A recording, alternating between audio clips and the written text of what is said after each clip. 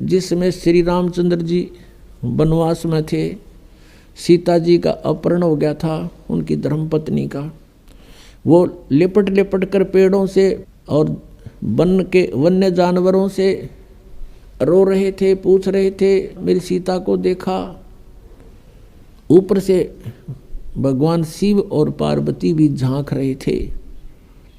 भगवान शिव ने प्रणाम किया क्योंकि ये उनके बड़े भाई हैं।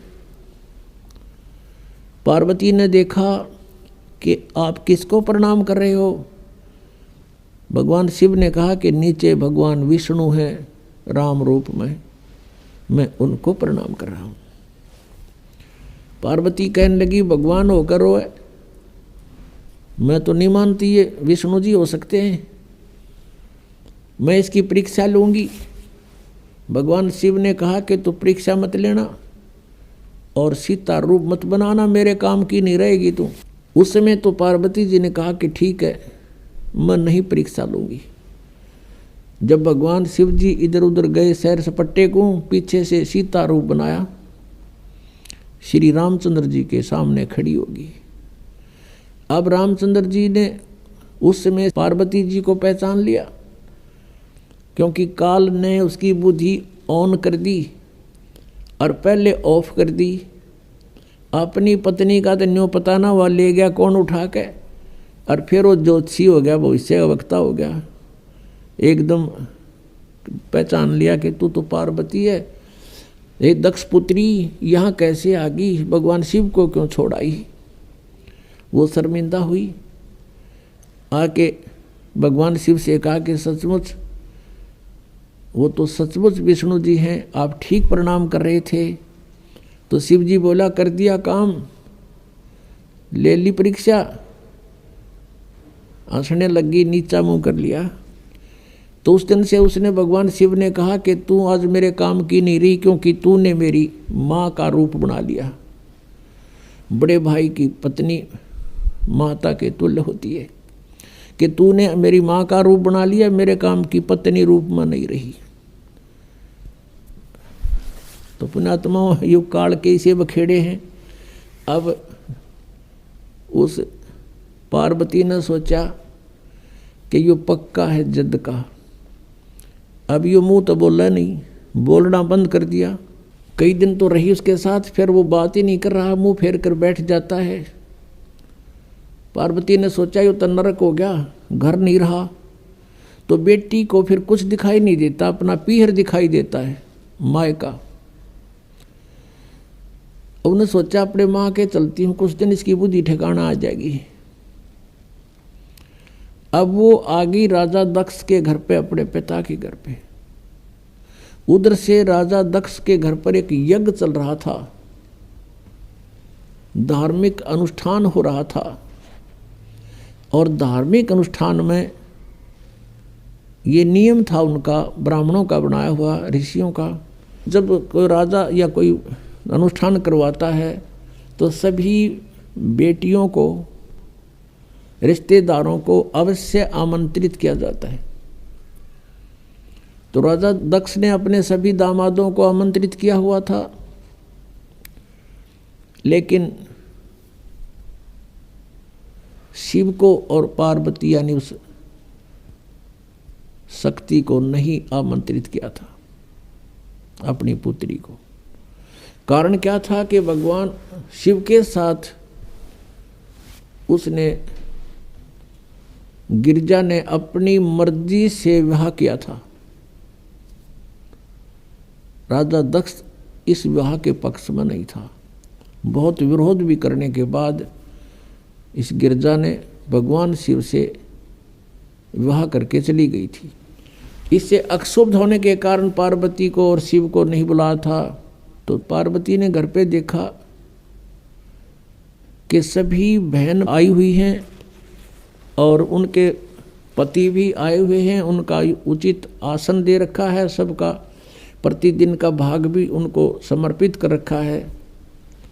जैसे पंडित आपने देखा होगा ना, पंडितों का सांग न्यारा होता है।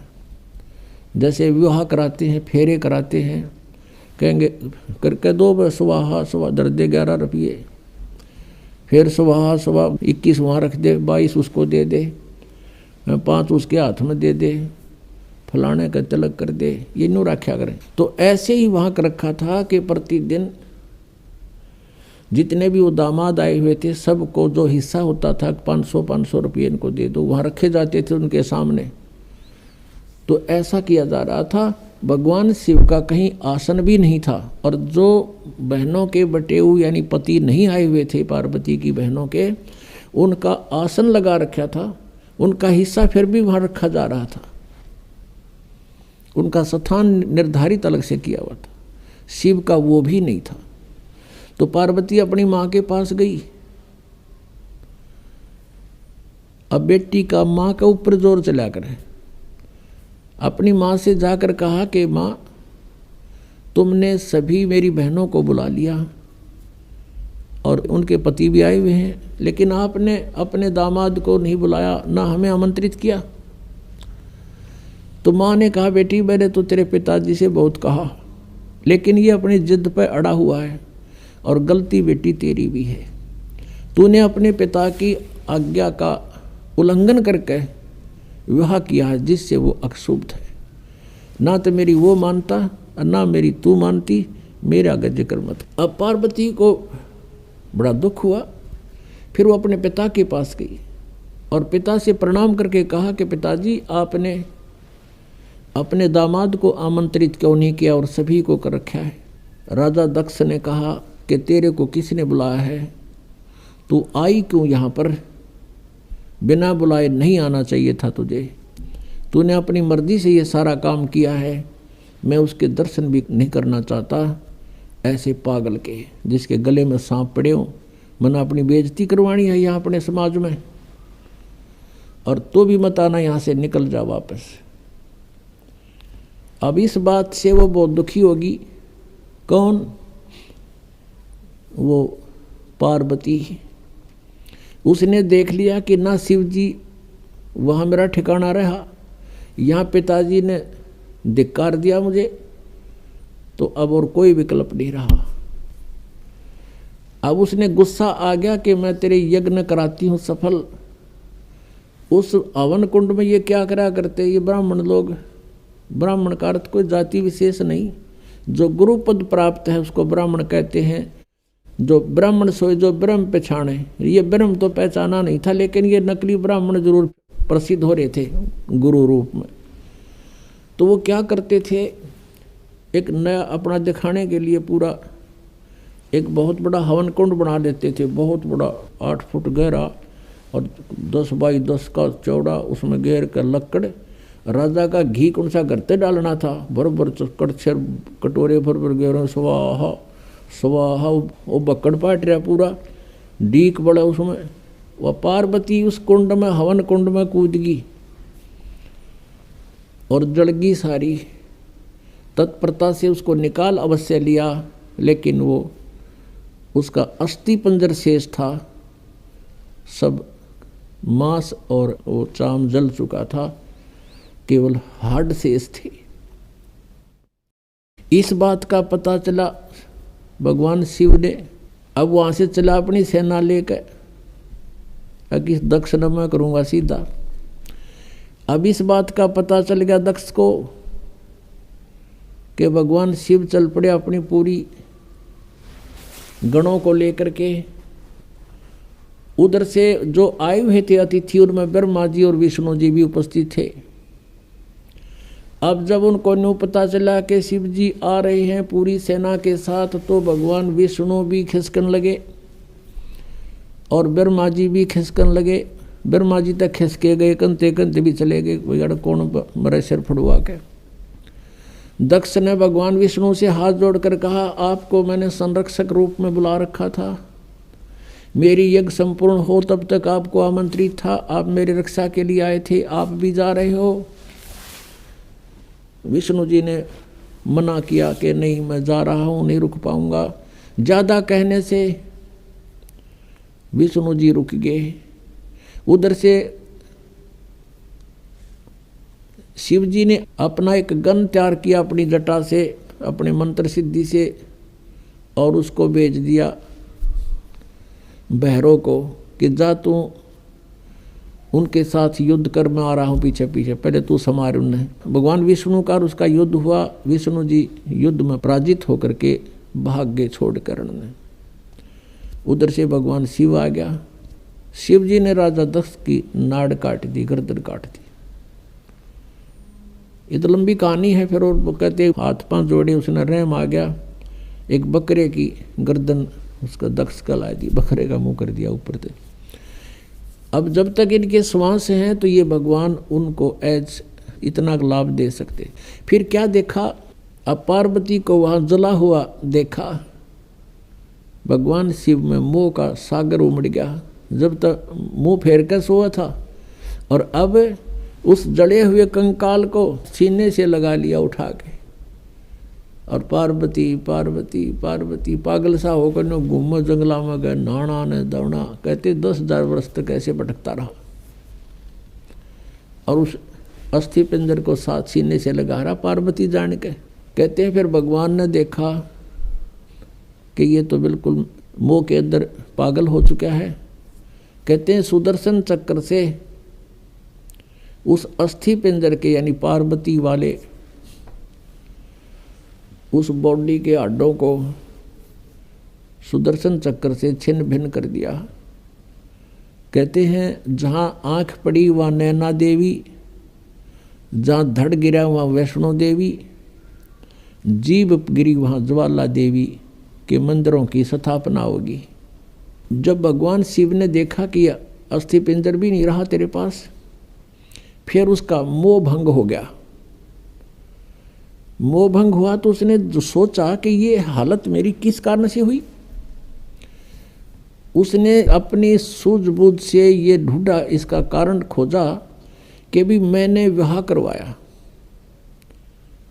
और पत्नी पर विश्वास किया, मेरी पत्नी ने मेरे से विश्वासघात किया, मेरे से पीछे से जाकर के एक परपुरुष से इसने बात की और अन्य रूप धारण कर लिया। ये कुछ भी कर सकती थी, जिस कारण से वो अक्षुब्ध हो गया और उससे बात करनी बंद कर दी कि मैं तेरे ऊपर बहुत विश्वास करता था, तू भी विश्वासघातन निकली, तो मैं किस पे विश्वास करूं। इस निष्कर्ष से भगवान शिव ने सोचा कि मैंने विवाह करवाया तो पत्नी में मोह हुआ और पत्नी बेवफा निकली। अब ऐसा यत्न करूं कि मेरे अंदर ये काम वासना समाप्त हो जाए, जिस कारण से मुझे विवाह की आवश्यकता पड़ी।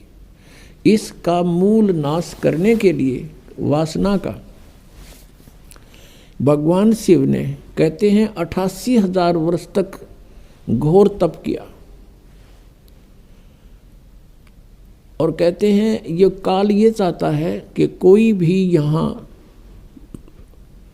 प्राणी विवाह के बिना ना रहे, यानी वासनाओं को कोई कंट्रोल ना कर ले, कहीं यहाँ पर फिर रिवाज पड़ जावे और संतानों उत्पत्ति ना करें। संतानों उत्पत्ति नहीं करेंगे तो मैं खाऊंगा कैसे, हम तो उसके बकरे और बकरियां हैं काल के।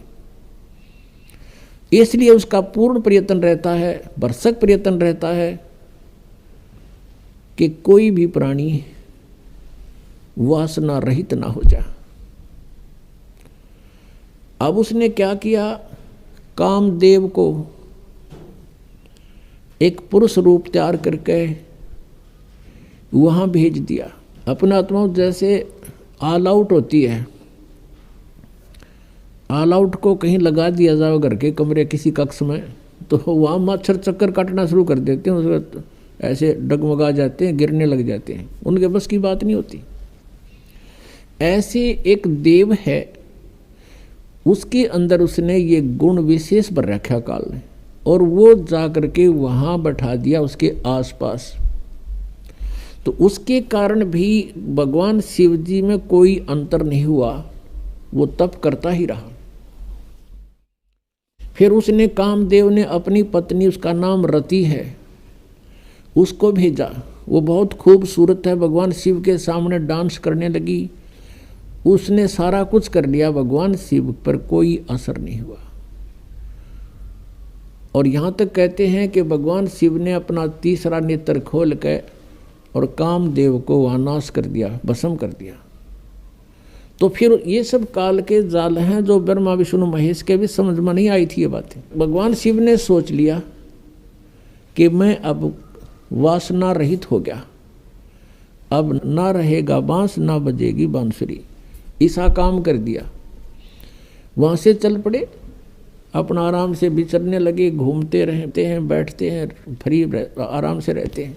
अब काल ने सोचा भैया तो बात बिगड़ेगी, दूसरे और देखा ये ऐसे ही फिर बैठ जाएंगे हठ योग करने के लिए, यह तो बात बनी नहीं। कहीं औरों की भी रुचि ना हो जाए, हम भी भगवान शिव जी की तरह से वासना रहित होएं। क्योंकि सभी ऋषि महर्षि जब साधना की तरफ चलते हैं, ये पांचों विकार इनकी गुद्दी में आ बैठते हैं, पहले से अधिक प्रभावित हो जाते हैं। तो सभी ने ये चेष्टाएं की थी कि किसी ना किसी तरह पहले इन्हीं राक्षसों को नाश करें और फिर भक्ति करें। ये भी काल का जाल था, बिना ज्ञान के डले निड होए। तो अब भगवान शिव जी की कथा को पूरा करते हैं, फिर ऋषियों को लेंगे। अब क्या हुआ,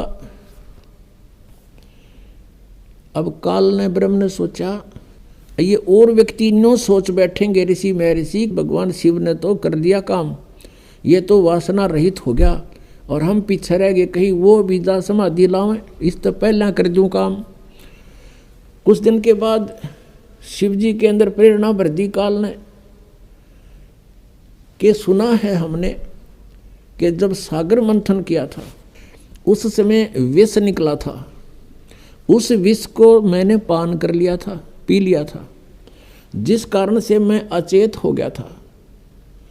और जो बताते हैं उसमें से अमृत निकला था या शराब निकली थी, दारू मदिरा, 2 कलश निकले थे। राक्षसों ने अमृत का कलश उठा लिया था और राक्षस यदि अमृत पी जाते तो अमर हो जाते। इसलिए भगवान विष्णु ने एक मोहिनी रूप बनाकर एक स्त्री का और राक्षसों में जाके डांस किया था। कहते हैं बहुत सुंदर थी वो मोहिनी रूप में, भगवान बड़े सुंदर लग रहे थे और राक्षस मोहित हो गए थे। राक्षसों से वो अमृत का कलश सिर पे रख के डांस करती करती उनको मदहोश कर दिया था। वो कलश दूसरी तरफ पकड़ा दिया था और मदिरा का कलश सिर पे रख के वापस उनको दे दिया था। तो उस समय भगवान विष्णु कहते हैं मोहिनी रूप में बड़े खूबसूरत लग रहे थे। अब भगवान शंकर के मन में आई कि भगवान विष्णु के पास चलते हैं, क्यों ठाली हो गया था ना पार्वती साथ में, तो चलो वहाँ बातचीत करते हैं और उनसे वो रूप देखूंगा। अब मैं होश हवास में हूँ भाई, उस रूप को पूछूंगा कैसा रूप था, एक बार बना के दिखाओ। इस उद्देश्य से भगवान शिव जी आगे विष्णु जी के लोक में और बैठ गए उनकी पौड़ी में आके, उनके गेस्ट रूम में बैठ गए। विष्णु जी पता लगा अंदर से आए, कुशल मंगल हुई। कुछ देर के बाद भगवान शिव ने अपना उद्देश्य जाहिर किया, प्रकट किया कि मैं इस उद्देश्य से आया हूँ। मैंने सुना है कि आपने सागर मंथन के समय एक बहुत सुंदर मोहिनी रूप बनाया था, भगवान मैं देख नहीं सका था, आज कृपा मुझे वो रूप बनाकर दिखा दो। भगवान विष्णु हंसने लगे कि हे भोलेनाथ, वो तो कोई सर्कमस्टांस थे और जब वो बनाना पड़ गया, ये बताओ नहीं रूप बनाऊँ, कोई बात हुई या मुझे शर्म लगेगी। अब भगवान शिव जी कहने लगे कि जब तक आप मुझे वो रूप बनाकर नहीं दिखाओगे तब तक मैं यहाँ से नहीं जाता। मैं तो ये बैठ गया और बैठ गया उनके द्वार का आगे पार्क में, बगीची में हठ योग करके। भगवान विष्णु ने सोचा कि 88,000 वर्ष तक उड़ा बैठ का आ गए, अरे भी इसने आड़े चमटा गाड़ दिया, ये उठे नहीं। इससे पीछा छुटवाने के लिए भगवान विष्णु ने कहा, वहाँ तो उनसे कहा कि नहीं ऐसा नहीं हुआ करता, ये मुझे शर्म आती है, मैं नहीं ऐसा कर सकता। यूँ कह के अपने घर में अंदर चले गए महल में। वहाँ से अंतर ध्यान हो गए और उसी बाग में, सामने भगवान विष्णु का बाग था उस रेस्टोरेंट का, उसमें कुछ दूरी पर एक सुंदर लड़की का रूप धारण कर लिया। और भगवान शिव जी की दृष्टि जब पड़ी, भगवान शिव जी उठ कर चाल पड़े हैं और वो मोहिनी रूप आगे आगे चलने लगा, वो पीछे पीछे। भगवान ने भी स्पीड पकड़ दी, अच्छी दूर तेजी से चलने लगा। और वो कभी वृक्षों से इधर हो जावे, कभी इधर से। और जाके भगवान शिव ने उसका हाथ पकड़ लिया। पहले भगवान शंकर पूछ रहे थे विष्णु जी से कि ईसा मोहिनी रूप के हो गया, सारे बावले बना दिए हुए राक्षस, उन होश ना रहे आग भी, तो उसने कलश भी बदल दिया, ऐसे कभी हो सकता है? न्यू कह रहे थे। तो जब उसने देखा भगवान शिव जी न सीधे चल पड़े, लड़की तो ऐसे ऐसे चल रही है छड़ों से कांटों से बच के, और भगवान शिव जी सीधा कांटा में गौ लिया बाईपास, और जाकर उस लड़की का हाथ पकड़ लिया। जो ही उसने हाथ छुआ उसी समय भगवान विष्णु जी अपने रूप में खड़े हो गए और हंसने लगे। अग भोलेनाथ उनको न्यू मूर्ख बना दिया, जैसे इतने कांटे भी ना दिखे, माँ छड़ा में कहा गया सीधा। और उधर से वह वासना कित गई, 88,000 वर्ष डरे ढोकाया तू, कहाँ गई वो साधना तेरी? इसके विषय में परमेश्वर कबीर जी कहते हैं, जैसे अग्न काष्ठ के माही है व्यापक पर दिखे नाही, ऐसे कामदेव पर चंडा व्यापक सकल दीप नौखंडा। कि जैसे अग्नि काष्ठ के अंदर लकड़ी में विद्यमान है पर दिखाई नहीं दे रही, ऐसे ही ये वासना आपके प्रत्येक प्राणी के अंदर विद्यमान है। और जब ही इसको थोड़ी सी भी कहीं से आंच मिल जाएगी, आग ज्यों की त्यों है। परमेश्वर कहते हैं, जिन साधनाओं को तुम कर रहे हो, इनके आधार से विकार मरे मत जानियो। जैसे भूबल में आग, जैसे गोस्सा होता उपले, या कोई अग्नि को जो लकड़ी जल जाती है, धंधकती रह जाती है, उसको अंगार बोलते हैं। उस अंगार को राख में दबा दिया जाता है और कुछ घंटों के बाद उस राख को ऊपर से ऐसा लगता है जैसे ये बिल्कुल शांत हो चुकी है, उसमें कोई हीट नहीं रहती, गर्मी नहीं होती। और जब उसको निकाला जाता है तो वो आग, वो लकड़ी पहले से भी अधिक तेज मिलती है, धंधकती मिलती है, वो कोयला। तो यहाँ परमात्मा कहते हैं, जो साधनाएं तुम करते हो ये व्यर्थ प्रयत्न डले ढो रहे हो। विकार मरे मत जानियो, जो भूबड़ में आग, ये थोड़े से दिन शांत हो जाते हैं और जब भी अवसर आता है ये नो के नो एज इट इज मिलते हैं। इनका तरीका बताया परमात्मा ने, जो हम साधना बताएं और ज्ञान आधार से ये आपके जो विकार हैं ये शांत हो जाएंगे और धीरे धीरे ये बिल्कुल नॉर्मलाइज हो जाएंगे। ख़त्म नहीं होते लेकिन नॉर्मलाइज हो जाएंगे और ज्ञान के रस्से से ये बांध दिए जाएंगे, फिर ये हिल नहीं सकते। अब कितना ही शरारती पशु है, उसने अच्छा करड़ा बांध दे मोटे रस्से थे, वो करें जाएगा फूं फूं, अपनी थोड़ी बहुत रेंज होती है उसकी, तो वो कहानी नहीं कर सकता। ऐसे ये परमात्मा के ज्ञान से और इस भक्ति की शक्ति से ये ऐसे कंडम हो जाएंगे। ये बकवास करेगा, मन की आदत है, क्योंकि किस ब्रह्मांड का स्वामी है, लेकिन इस ज्ञान रूपी रस्से ये इतना तगड़ा बांध दिया जाता है, ये अपनी मर्यादा को लांघ नहीं सकेगा।